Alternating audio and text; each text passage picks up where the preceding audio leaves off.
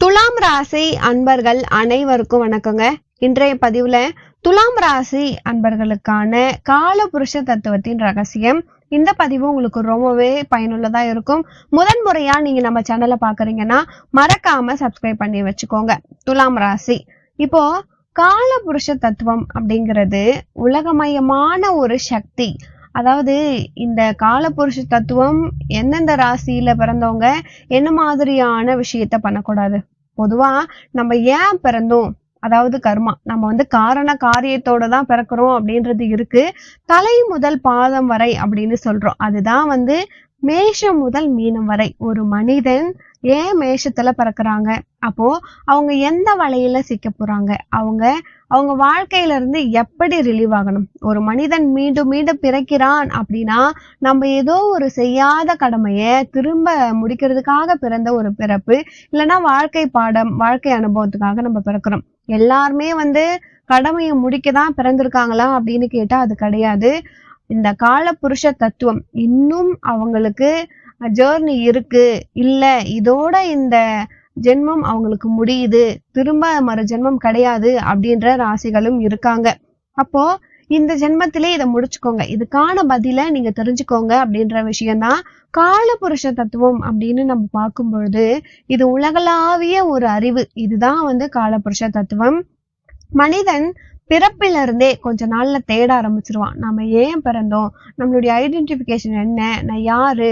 ஒரு குழந்தை பருவத்துல இருந்து ஒவ்வொரு விஷயமா மாறிக்கிட்டே இருக்கும் பொழுது நமக்கு ஆசை பசங்கள் இருக்கும். ஆனா விதி வேற ஒரு வழியில கூட்டிட்டு போகும். கால புருஷன் அப்படின்னும் பொழுது காலம் அப்படின்றது நேரம், புருஷன் அப்படின்றது ஒரு மனிதனை சொல்லக்கூடியது.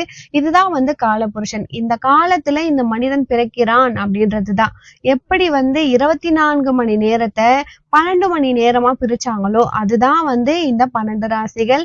சோ இந்த கால புருஷ தத்துவத்துல இந்த துலாம் ராசி என்பவர்களுக்கு நிறைய நல்ல விஷயங்கள் இருக்கு. அதாவது இந்த விஷயம் பண்ணலாம், இந்த விஷயம் பண்ணக்கூடாது, இவங்க இதுக்காக தான் பிறந்திருக்காங்க அப்படின்ற விஷயங்கள் இருக்கு.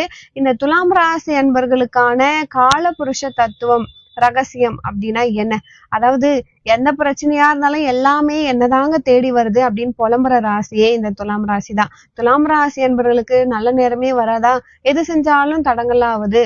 இந்த கால புருஷ தத்துவத்தின் படி துலாம் ராசி என்பவர்களுக்கு என்ன மாதிரியான வலை இருக்கும். சில பேருக்கு படிப்பு பாதியிலேயே போயிடுது. சில பேர் வேலைக்காக நான் ட்ரை பண்றேன், எதிர்பார்த்த வேலை கிடைக்கல, என்னை தேடி வந்த வேலையை தான் பாக்குறேன் அப்படின்னு நிறைய துலாம் ராசி என்பவர்கள் வலையில சிக்கி தவிக்கிறாங்க. இந்த கால புருஷ தத்துவத்தின் ரகசியத்தை பொறுத்து உங்களுக்கு சொல்ற விஷயம் என்ன, இந்த துலாம் ராசி என்பவர்களை பொறுத்த வரைக்கும் மகாலட்சுமி விஷ்ணு இந்த மாதிரி ஒரு அமைப்பை கொண்டவங்க. இவங்க இவங்களுடைய பிறப்பே என்ன அப்படின்னு பாத்தீங்கன்னா எங்கோ ஒரு காம்ப்ளிகேஷன்ல பிறக்கக்கூடிய குழந்தையா இருப்பாங்க. ஆனா நல்லபடியா பிறந்துருவாங்க. அவங்க இந்த குழந்தை கருவுற்றதுல இருந்தே இந்த காலபுருஷ தத்துவத்தின் படி இந்த துலாம் எப்படி உருவாகும் அப்படின்னு பாத்தீங்கன்னா அந்த குடும்பத்துல மூதாதையவர் யாராவது இறந்திருப்பாங்க. தாத்தாவோ பாட்டியோ இல்ல கொள்ளு பாட்டி கொள்ளு தாத்தாலாம் இருக்காங்க அப்படின்னா அவங்க இறந்திருப்பாங்க. இறந்த உடனே இந்த குழந்தை உருவாகும். இல்ல இந்த குழந்தை உருவான நேரத்துல அவங்க இருப்பாங்க. ஏன்னா இவங்கெல்லாம் இந்த ஓல்டு சோல்ஸ், இந்த குழந்தைகளா திரும்ப பிறக்குறாங்க. இதுதான் காலபுருஷ தத்துவம்.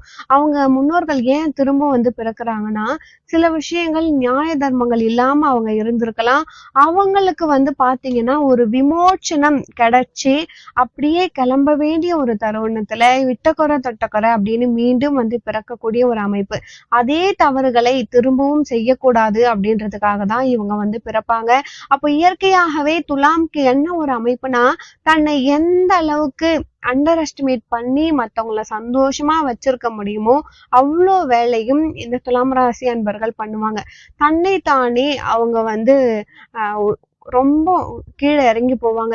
இவங்கள நேசிக்கிறாங்க பாத்தீங்களா, அவங்கள எடுத்தறிஞ்சு பேசக்கூடியவங்களா துலாம் ராசி அன்பர்கள் இருப்பாங்க. அப்படி இல்லைன்னா நிறைய துயரங்களை ஃபேஸ் பண்ணி அட்ஜஸ்ட் பண்ணி யாரையும் காட்டி கொடுக்காம நியாயமா என்ன செஞ்சிருக்கணும் அப்படின்னா காட்டி கொடுத்துருக்கணும். எது நியாயமோ எது தர்மமோ அதன்படி இருக்கணும்.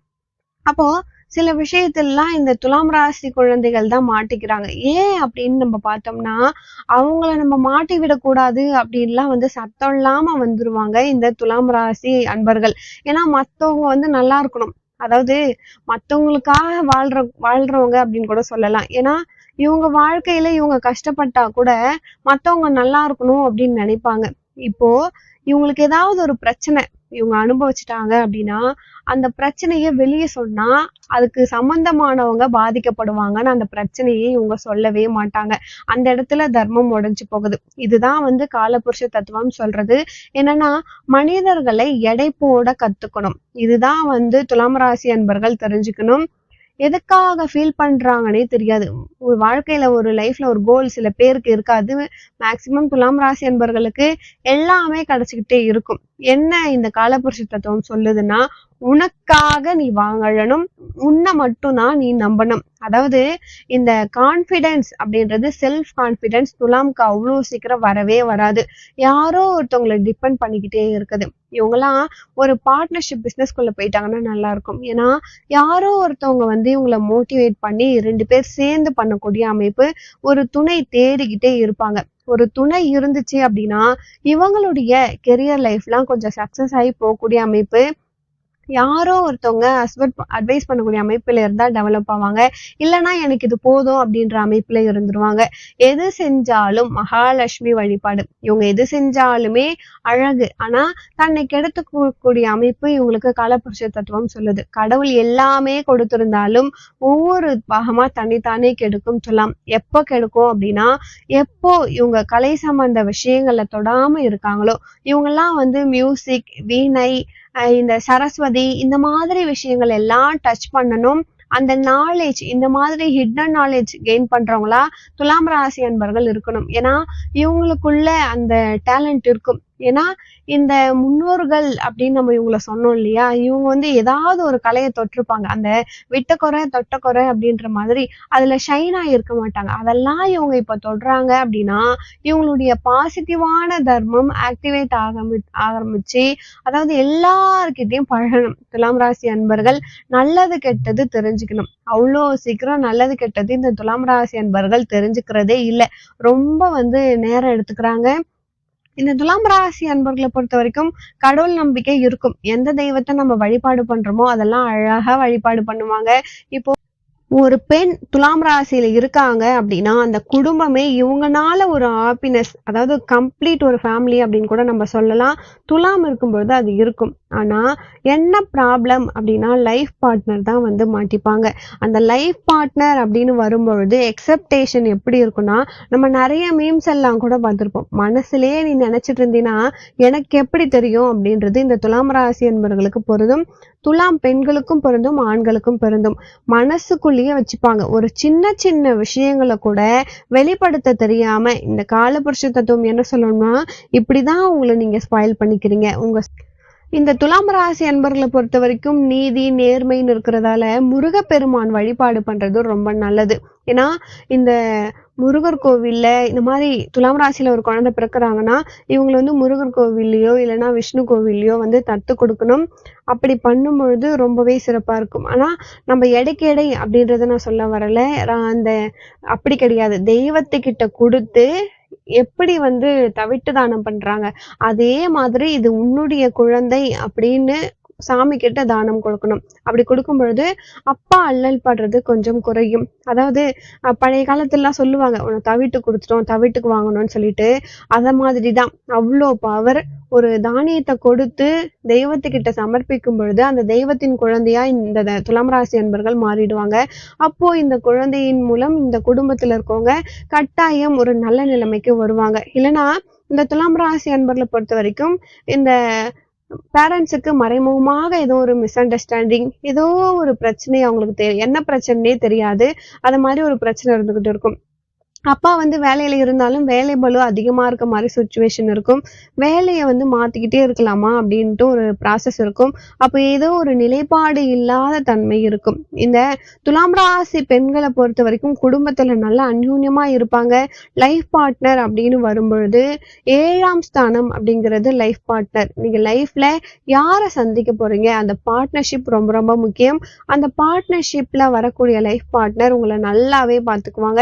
இதை நீங்க புரிஞ்சுக்கணும். என்னை வந்து இவங்க நல்லா பார்த்துக்குவாங்க, நான் கொஞ்சம் அட்ஜஸ்ட் பண்ணி தான் போகணும். அட்ஜஸ்ட் அப்படிங்கிறது என்ன? வெளிப்படையா பேசி எனக்கு இது வேணும், எனக்கு இது வேணாம், ஓப்பனா சொல்ல தெரியணும். எல்லாமே வந்து ஒரு சில ராசிக்காரங்கனால மட்டும்தான் துலாமோட வாழ முடியும். ஏன்னா துலாம் ராசி அன்பர்களை பொறுத்த வரைக்கும் முதலே நம்ம சொல்லியிருக்கோம், ரொம்ப ரொம்ப நல்லவங்க அப்படின்னு நம்ம சொல்லிட்டு. அப்போ இந்த துலாம் ராசி அன்பர்களை பொறுத்த வரைக்கும் ஒரு சில ராசிக்காரங்க நல்லா மேட்ச் ஆயிடுவாங்க. நிதானமா இருக்கக்கூடிய ராசிக்காரங்களால இருக்க முடியும். பூமி மாதிரி தாங்கக்கூடிய அமைப்பு. அதாவது ரிஷபம், மகரம், கும்பம் இவங்களால எல்லாம் வந்து இருக்க முடியும். அதுலயும் ரிஷபத்துல வந்து கார்த்திகையால இருக்க முடியும். மத்த 2 நட்சத்திரத்தால இவங்களுக்கு இருக்க முடியாது.